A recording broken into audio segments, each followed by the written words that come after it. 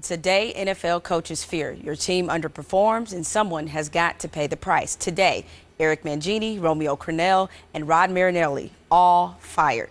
Few know what it's like to have their job security discussed in public, and joining us is our coach, Jim Fassel, who will discuss this issue.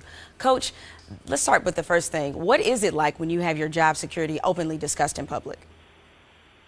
Well, Jemele, I mean, it's something as a coach you grow up understanding. You don't like it. It's very difficult. All kinds of people across the United States get fired. But, not many people have it anticipated in the media and fans anticipating and talk shows, and it's out there all the time, and it becomes very public. And I think what happens is sometimes, as a coach, you understand it. You don't want any sympathy. It's just part of the process you go through. You try to do everything you can.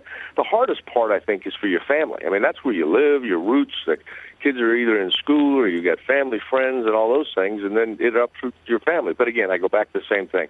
That's part of the coaching profession. When you were let go, what was your first emotion?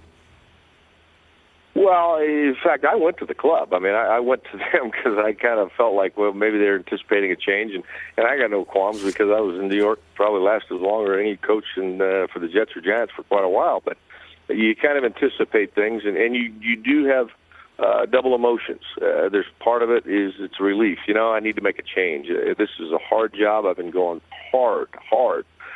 7 days a week, 8 months, trying everything you can, and you kind of live with all the heartbreaks. The good memories come and go, but you always continue to go back over those things you made a mistake, then the other part of it is you think back and you think if this would have happened differently, or this would have happened differently, if I maybe made this decision instead.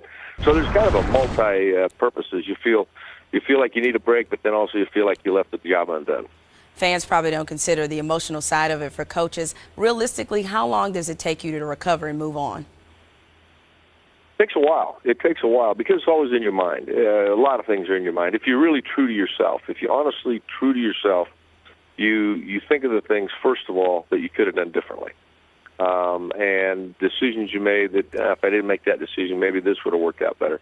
And then you go through the part where, you don't want to blame other people and those, but it is a game. The bounce of the ball, some injuries, somebody dropped a pass or somebody intercepted a ball or something like that. If that just had happened differently, the whole season would have turned out different, and it's a whole different atmosphere. Because in a lot of instances, coaches get fired faster than ever, but it always comes down to maybe a game or two in a season that changes the season around, and that dictates your fate.